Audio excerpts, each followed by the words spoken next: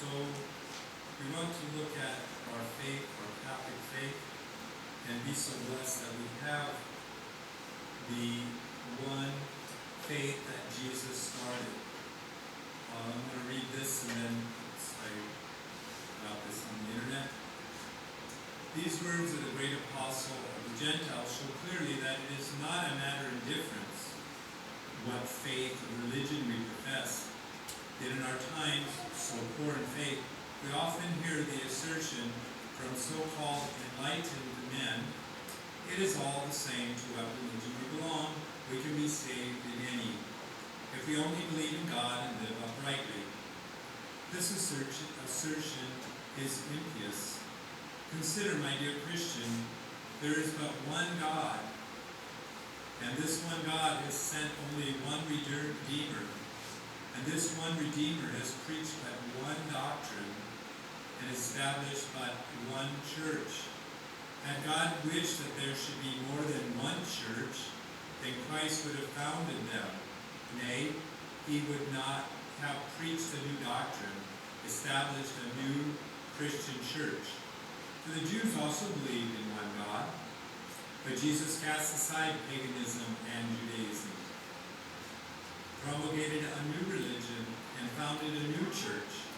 Nowhere does he speak of churches, but always of one church.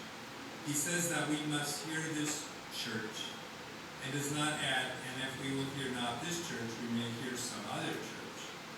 He speaks of only one shepherd, one flock, one fold, into which all men are to be brought. In the same manner, he speaks always of one kingdom upon earth, just as there is only one kingdom in heaven, and only one master of the house, and one Lord of one field and one vineyard, whereby he referred to his church of one rock upon which he would build his church. On the day before his death, he prayed fervently to his heavenly Father that all who believe in him might be and remain one, as he and the Father are one. And he gave his disciples the express command to preach his gospel to all nations, and to teach them all things whatsoever he had commanded them. This command the apostles carried out exactly. Everywhere they preached one and the same doctrine, establishing in all places Christian Catholic communities, which were also united by the bond of that same faith. Their principal care was to prevent schisms in faith. They warned the faithful against heresies, commanded all originators of such to be avoided, and anathematized those who preached the gospel different from theirs. As the apostles, so did their successors.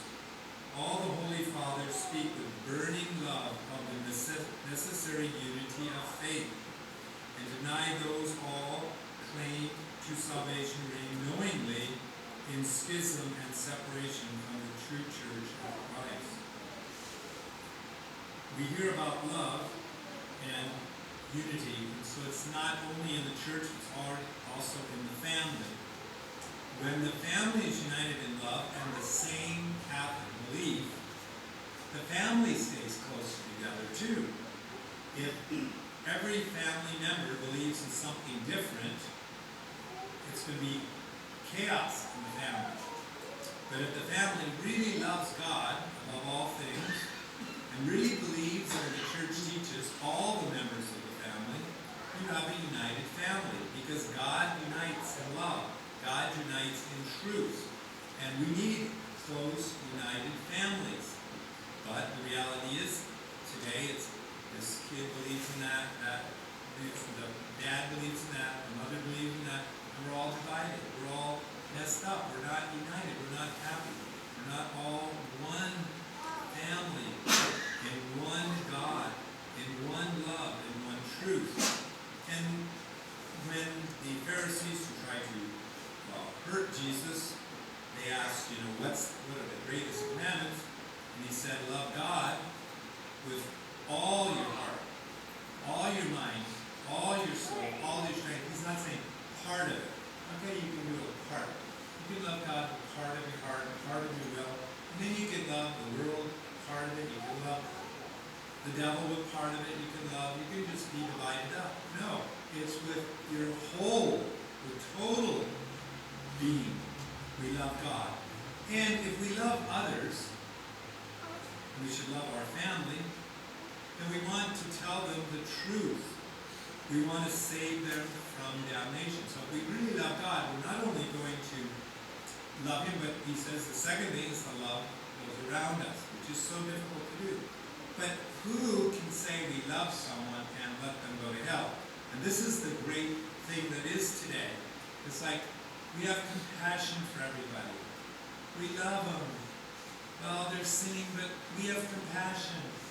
Who am I to judge them? Over and over and over and over again I hear, who are you to judge these people that are sinning? Oh, that's for God. Let them be. Love them. Accept them. Well, of course we have to love them, but not accept their immorality. And how can you truly love them and let them go to hell? And hell is real. First off, death is real. And then the second thing is, of course, the last four things that you need to burn into your heart and your mind: death, judgment, heaven, or hell. Those are things that should be always, always present to us.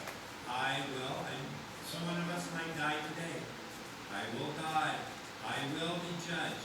I will go to heaven, or I will go to hell. So if I love you, how am I going to, if you love me, how are you going to let me go to hell?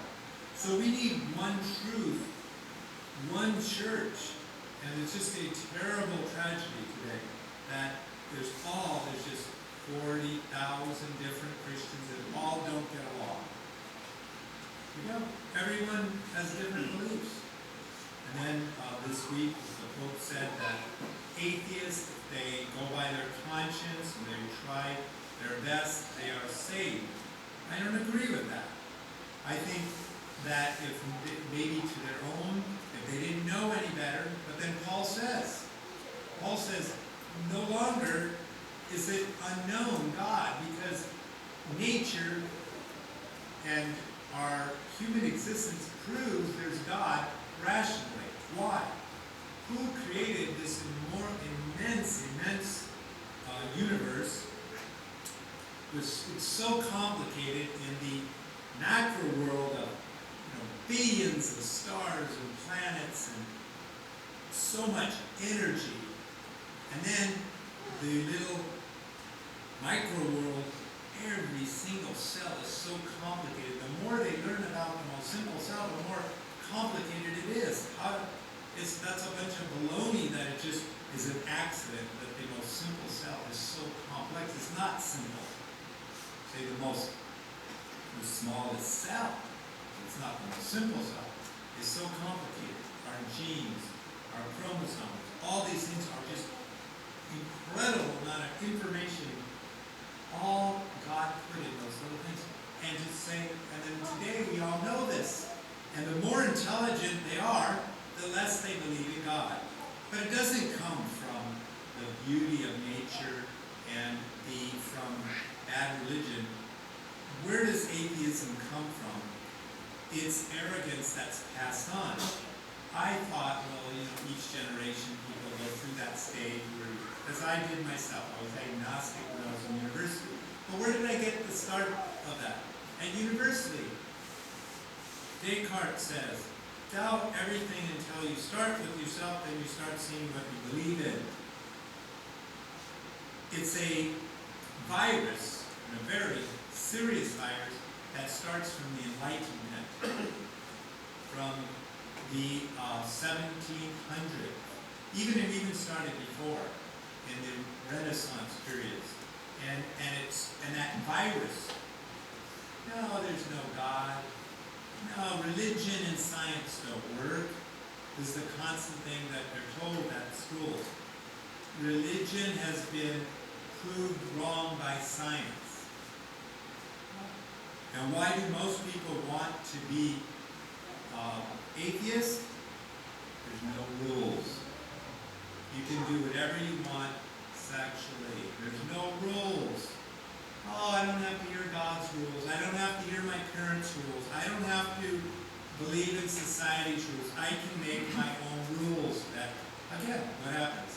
You have a family, everybody has their own rules. You sleep when you want, you eat when you want, you work if you want, you go to school if you want, you can take the car if you want, you don't have to put gas in if you want, you can steal the money if you want, you can smoke marijuana in the house if you want, you can do whatever you want. Everybody has their own rules. Oh, a great family, a wonderful family. Going home. Okay, there's no more rules. We're all atheists. You can drive any way you want home. You can drive on this lane, the right lane, the left lane. You can go through red lights if you want. You can do whatever you want. You can drive up on the sidewalk. There's no rules. Isn't that wonderful? We're free. We're anarchists. Because there is no God. Without God, there's no truth. There's no one truth. There's no one church. We're free, but then what had happened is just division, chaos, horrible stuff. On 9/11, and the horrible things that the Muslims are doing right now, as you know. Someone told me about, I haven't seen, I can't see, but they said that there's a video on YouTube where these Muslims are cutting a priest's head off with a pocket knife, okay? And oh, they're such a wonderful religion. They believe in the same God we do.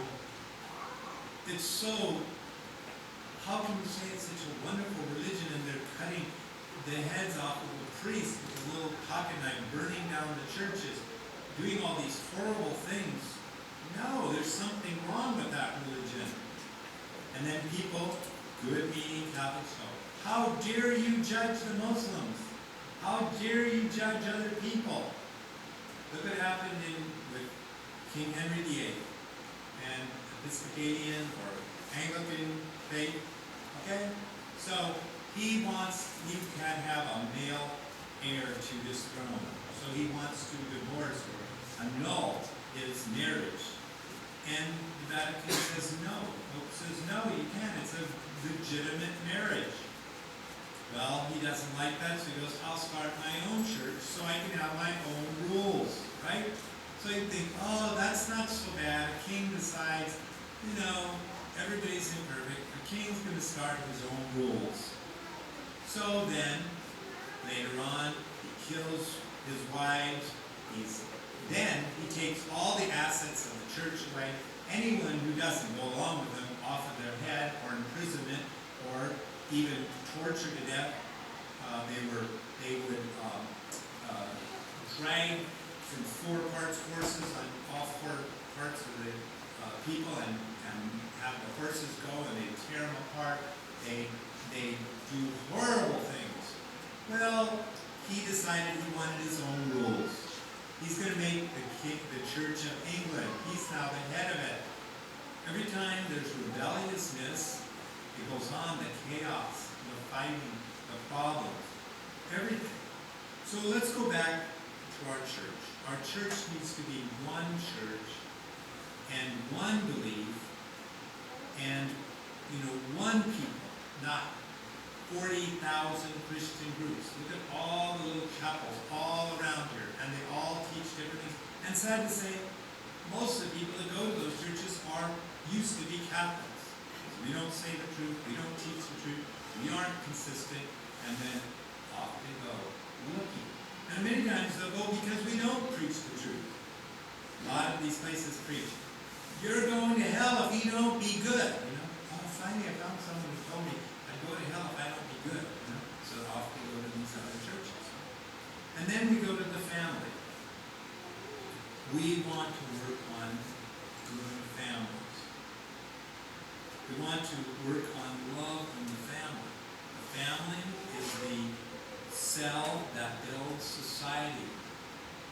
You never hear that anymore, but that's what the Catholic Church taught. The family, and not just mom, dad, and their kids, the nuclear family, that's a new thing. What is the family? The family is grandma, grandpa, uncles, aunts, cousins, mom, dad, kids.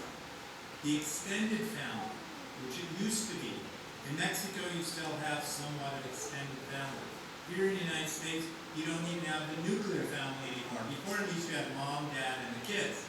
Now you have mom with some other dad and the kids sometimes, and then we have dad with some other mom with some of the kids another time, and then they're paying child support, and then they're always in court, and then the government tells them how they can, when they can visit, where they can go, that they can't go outside of the state, that they have to do this, that they have to have counseling, that they have to have government counseling on how to get along, what their kids, and then, no.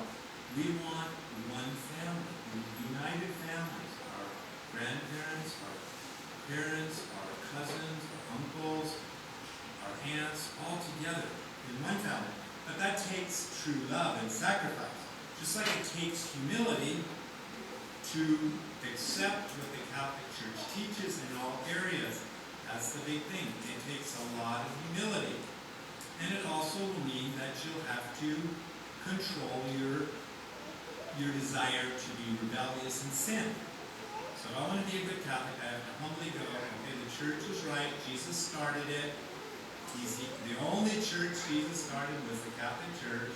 Therefore, I will humbly admit that and I will obey it. But that's so hard to obey it. I have a hard time. Of course we do. But if we don't, there's division, problem. Then we see in the home too. If each person has their own belief systems, it divides, it breaks up the family. How sad when our family can't be a loving place. I want to end with this, that every one of you as a family have to work together to keep it happy. Instead of fighting, kids fight with each other and make the house a horrible place to be. Always fight. Or in the car. Get in the car right up. Hey, he said that. He pulled that. She did that. No. And there goes the fighting right. Okay? Or at home. All this fighting. And poor mom and dad, they never get arrested because everybody's always fighting. Can't we all together work for unity in the home? How do we do that? Really remembering we need to love each other. We need to tell ourselves, I have to love this other person in my family. Secondly, being humble. Third, going by what God tells us what's good in a family. So God says I can't fight with my brothers and sisters. I can't fight with them. God says I have to obey my parents. I have to obey them. What parents do, you have to work on explaining why the kids should obey. They're not going like, they'll keep going, why I don't agree. No, you just explain it to them once. It's over with. Okay? This is what God teaches us. This is what you should do. This is why I'm not going to let you go dating and doing these things and that, and running around all night and partying and smoking marijuana and having relations and, come back the next day after you've been out partying to death and now you're crashing and you're sick and